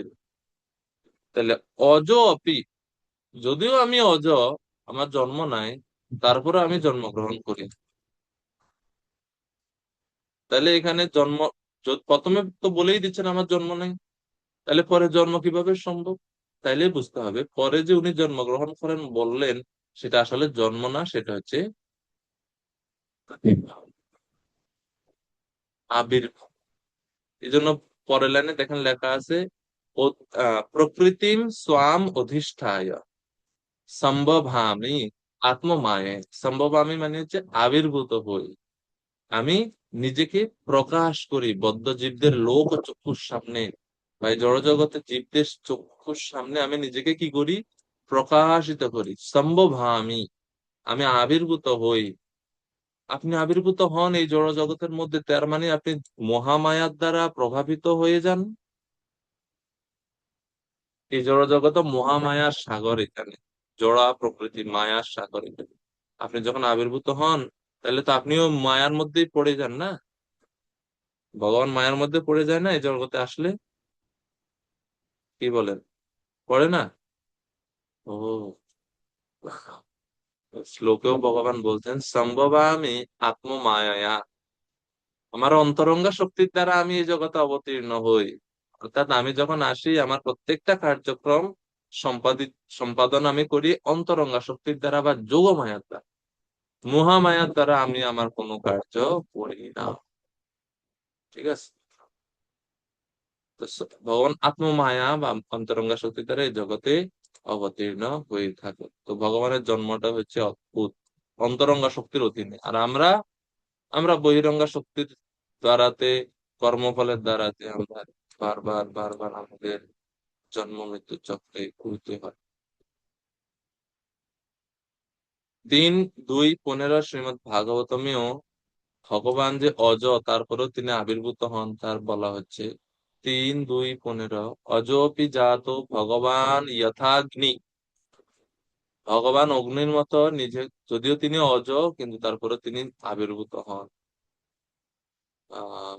বৃহৎ বৈষ্ণব গ্রন্থে বলা হচ্ছে, নিত্যাবতার ভগবান নিত্য মূর্তি জগৎপতি, নিত্য রূপ নিত্য গন্ধ নিত্য ঐশ্বর্য সুখানুভূ। অর্থাৎ ভগবান তিনি নিত্য অবতার, ওনার যে অবতারণ, সে অবতার যে রূপ, সেটা নিত্য। নিত্য মূর্তি জগৎপতি, ওনার যে রূপটা, জগৎ রূপটা, সেটাও বা ওনার যে যে চিন্ময় স্বরূপ, সেটাও নিত্য মূর্তি। নিত্য রূপ, ওনার রূপটাও নিত্য। মানে ভগবান সম্বন্ধে যা কিছু সবকিছু হচ্ছে নিত্য, মানে কোনো কিছু ধ্বংস হয় না। পদ্ম পুরাণে ভগবানের এই অবতারটা যে জড় নয়, চিন্ময় বা নিত্য, সেই সম্বন্ধে আরো বলা হচ্ছে, পশ্য ত্বাম দর্শয়িষ্যামি স্বরূপম বেদ গোপিতম ইদমেব বদন্তি তে বেদা কারণ কারণম। পশ্য ত্বাম দর্শয়িষ্যামি স্বরূপম বেদ গোপিতম, আমি বেদের গোপনীয়, বেদে আপনার যে রূপ বর্ণনা করা হয় না, সেই গোপনীয় রূপ আমি দর্শন করলাম। আমি দর্শন করতে চাই এবং আমি দর্শন করেছি। ইদমেব বদন্তি এতে বেদা কারণ কারণম, এই রূপ হচ্ছে বেদেরও কারণেরও কারণ। বেদেরও কারণেরও কারণ মানে হচ্ছে, বেদ আমরা ব্রহ্মাজির কাছে দেখি যে বেদ আছে, ব্রহ্মাজির কাছ, তাহলে ব্রহ্মাজির কাছ থেকে বেদ আসছে না, কিন্তু ব্রহ্মাজির কাছে বেদ কিভাবে আসছে, ভগবান দিয়েছে, সেজন্য ভগবানকে বলেছে বেদা কারণ কারণ। সত্যম ব্যাপী পরানন্দম চিৎ ঘনম শাশ্বতম শিবম সচ্চিদানন্দ রূপত্বাৎ স্যাৎ কৃষ্ণ অদোক্ষজোপিসৌ নিজ শক্তি প্রভাবেন স্বম ভক্তান দর্শয়েত প্রভু। যদিও ভগবান পরানন্দ, ভগবান চিন্ময় আনন্দ ঘন, তিনি শাশ্বত, তারপরেও তিনি কি করেন, নিজের শক্তি প্রভাবে না, তার নিজের শক্তির দ্বারা, তো নিজের শক্তি বলতে এখানে ওই আত্মমায়া বা অন্তরঙ্গা শক্তির দ্বারা স্বভক্তান দর্শাইয়ে প্রভু, তিনি তার ভক্তদের কাছে নিজেকে দর্শন দান করেন, সেটাই হচ্ছে অবতার, এটা হচ্ছে অবতার।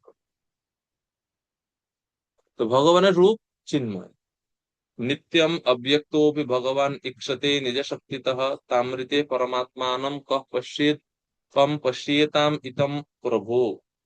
এভাবে অনেক শাস্ত্র প্রমাণে ভগবানের যে রূপটা চিন্ময় রূপ, সেই সম্বন্ধে বলা হচ্ছে। তা বুঝলাম আমরা ভগবান অবতরণ করেন, ভগবানের রূপটা চিন্ময়।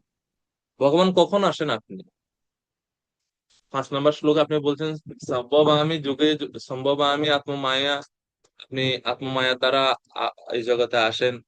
এর আগে বলছেন আপনি বহু নিমিত ব্যতীতানি, বহু জন্ম হয়েছে। কখন কখন আপনার জন্ম হয়েছে, বা আপনি জন্মগ্রহণ করে কি করেন?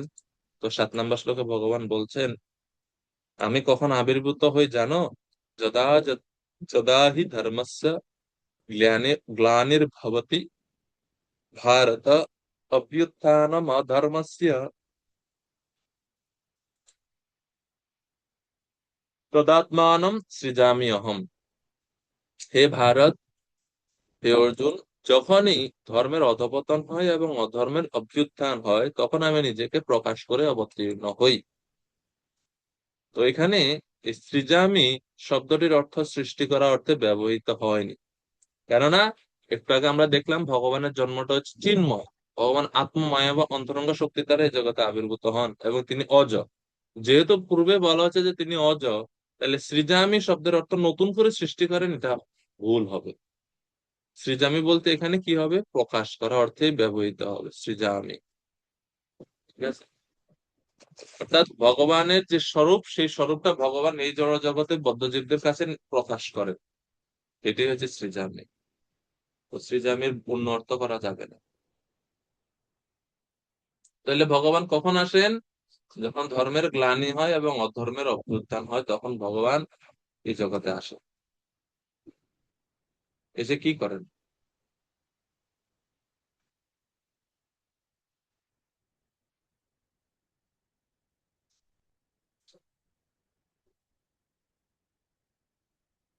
এসে কি করেন ভগবান? 8 নম্বর শ্লোকে বলা হচ্ছে, পরিত্রাণায় সাধূনাম বিনাশায় চ দুষ্কৃতাম ধর্ম সংস্থাপনার্থায় সম্ভবামি যুগে যুগে।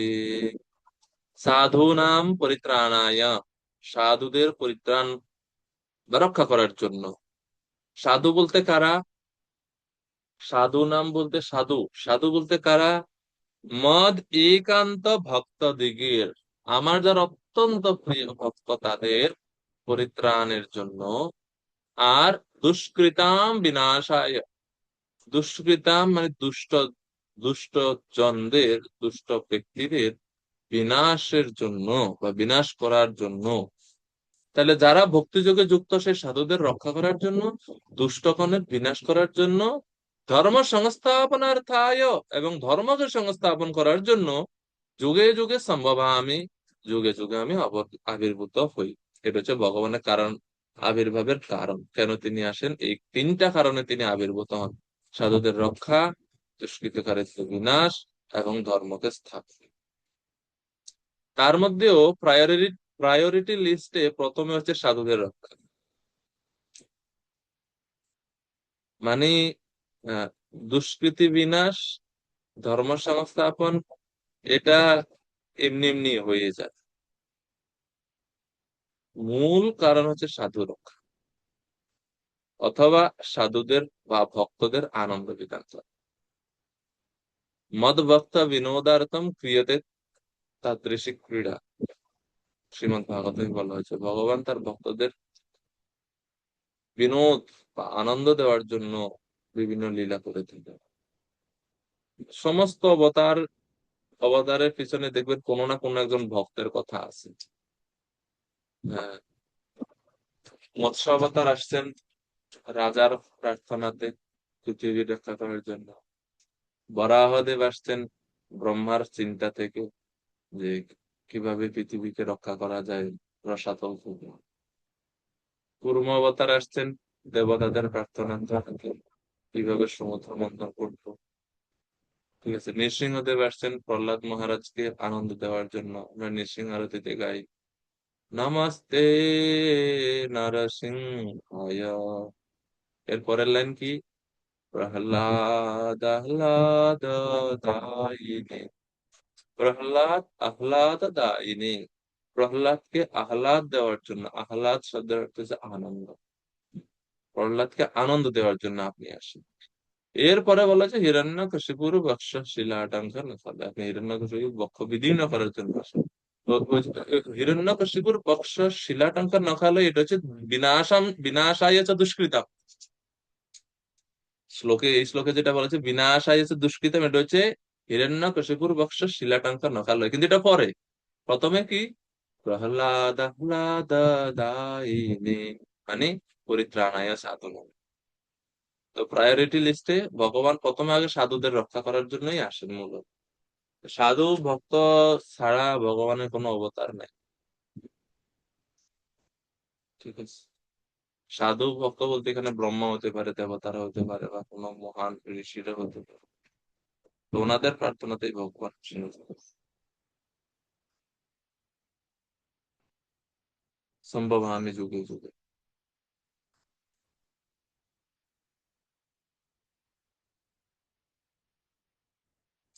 রামচন্দ্রের প্রধান লক্ষ্য ছিল কি? রাবণকে বধ করা, না সীতা মাতাকে উদ্ধার করা? সীতা মাতাকে উদ্ধার করা না? রাবণ বধ তো মুখ্য উদ্দেশ্য ছিল না। তো সেই রকম আর কি।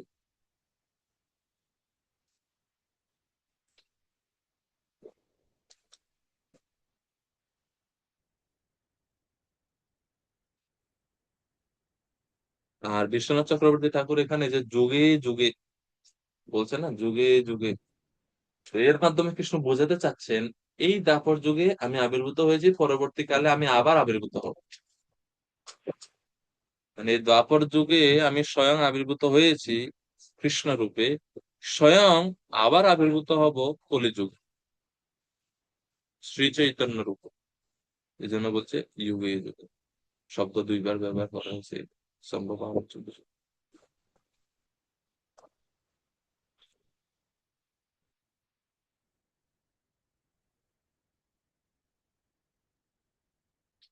এরপরে 9 নম্বর শ্লোক। তো এতক্ষণ পর্যন্ত যে ভগবানের জন্ম সম্বন্ধে আমরা দেখলাম বা জানলাম, কেউ যদি ভগবানের জন্ম কর্ম সম্বন্ধে জানে তাহলে ফল কি হবে। তো ভগবান 9 নম্বর শ্লোকে ভগবান ভগবত তত্ত্ব সম্বন্ধে, বিষ্ণু তত্ত্ব সম্বন্ধে যদি কেউ জানে, সে জানার ফল সম্বন্ধে বলছেন জন্মা কর্ম চ মে দিব্যম এবং ইয়ো বেত্তি তত্ত্বতঃ ত্যক্ত্বা দেহম পুনর্জন্ম নৈতি মামেতি স্বর্জুন। হে অর্জুন, যিনি আমার এই প্রকার দিব্য জন্ম ও কর্ম যথাযথভাবে জানেন, তাকে আর দেহত্যাগ করার পর পুনরায় জন্মগ্রহণ করতে হয় না। অর্থাৎ ভগবানের জন্মকর্ম অর্থাৎ ভগবানের লীলা। ভগবত লীলা শ্রবণের ফলে শ্রবণ ভক্তির একটা অঙ্গ, আর ভক্তির অঙ্গ পালন করলে তো ভগবানের কাছেই যাব না। শুদ্ধভাবে যদি আমরা করি অপরাধ থেকে মুক্ত হয়ে ভগবানের কাছে যাব। এই জন্য বলছে তিনি আমার নিত্যধাম লাভ করেন। ভগবান এই জন্য বেশি করে করে সময় যখনই আমরা পাই ভগবত সম্বন্ধীয় কথা, ভগবান সম্বন্ধীয় লীলা মহিমা, ভক্তদের কথা, লীলা কথা বেশি বেশি করে শ্রবণ কীর্তন করা উচিত। শ্রীমদ্ ভাগবতমে দ্বিতীয় স্কন্ধের 7ম অধ্যায়ে 29 নম্বর শ্লোকে বলা হচ্ছে তৎকর্ম দিব্যমিব। দিব্য, ভগবানের কর্ম হচ্ছে দিব্য, যেটা এই শ্লোকে বলছে জন্ম কর্ম চমে দিব্য। তো রামানুজ আচার্য, মধুসূদন সরস্বতী, শ্রীধর স্বামী এনারা দিব্য শব্দের অর্থ করেছেন অলৌকিক বা অপ্রাকৃত। ভগবানের জন্ম এবং কর্ম এই এই দুটির মধ্যে কোনো সময় জড় কিচ্ছু নাই। এই জন্য অনেক সময় নাস্তিক মানুষেরা বলে না যে ভগবান রাস নৃত্য করছেন, এই করলেন সেই করলেন, তো তারা এটাকে জড় বলে বর্ণনা করতে চায়। কিন্তু গীতা এখানে সিদ্ধান্ত দিচ্ছে যে ভগবানের জন্ম এবং ভগবানের কর্মের মধ্যে জড় কোনো ছিটে ফোটা নাই। সবকিছু হচ্ছে দিব্য, মানে হচ্ছে অপ্রাকৃত, অলৌকিক। তো এটাকে আমরা বুঝতে পারি না, আমাদের জড় বুদ্ধির কারণে এটাকে আমরা জড় বলে মনে করি। ঠিক আছে।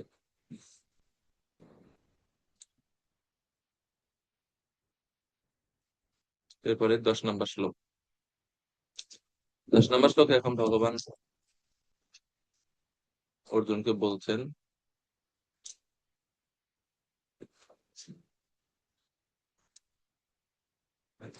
অর্জুন এখন জিজ্ঞেস করছে আচ্ছা আপনি যে বললেন আপনার জন্মকর্ম জানার ফলে আপনার ধামে যাওয়া যায়, তো কি এরকম কেউ গেছে? আপনার জন্ম এবং কর্ম শ্রবণ করে আপনার ধামে গেছে এরকম কোন রেকর্ড আছে কি? তো 10 নম্বর শ্লোকে বলছেন হ্যাঁ, বীতরাগ ভয়ক্রোধা মন্ময়া মাম উপাশ্রিতাঃ বহবো জ্ঞান তপসা পুতাঃ মত ভাবমাগত। ভগবানের জন্ম এবং কর্ম জানলে কিভাবে ভগবানকে লাভ করা যায় এবং কেউ যে লাভ করেছে পূর্বে তা ভগবান এখানে বলছে যে অর্জুন, আসক্তি, ভয় ও ক্রোধ থেকে মুক্ত হয়ে সম্পূর্ণরূপে আমাদের মগ্ন হয়ে একান্ত ভাবে আমার আশ্রিত হয়ে পূর্বে বহু বহু ব্যক্তি আমার জ্ঞান লাভ করে পবিত্র হয়েছে, এবং এইভাবেই সকলেই আমার অপ্রাকৃত প্রীতি লাভ করেছে। অপ্রাকৃত প্রীতি মানে প্রেম, প্রীতি বলতে প্রেম। অনেকেই আমার এই প্রেম ভক্তি লাভ করেছে আমার জন্মকর্ম সম্বন্ধে জানার মাধ্যমে। তো এই হচ্ছে ভগবানকে, যে ওনার লীলা কথা বা ভগবানের জন্মকর্ম সম্বন্ধে জানলে যে ভগবানের কাছে যাওয়া যায়, তার প্রমাণ হচ্ছে এই শ্লোক। রাগ, ভয়, ক্রোধ ইত্যাদি থেকে মুক্ত হয়ে ভগবানের কথা জানার মাধ্যমে আমরা ভগবানের ধামে আমরা গমন করতে পারি। তো এই হচ্ছে এই 1 থেকে 10 নম্বর শ্লোকের সংক্ষিপ্ত আলোচনা। আজকে আমরা 10 পর্যন্ত রাখি, আগামী ক্লাসে আমরা পরের অংশগুলো থেকে পড়বো। হরে কৃষ্ণ কৃষ্ণ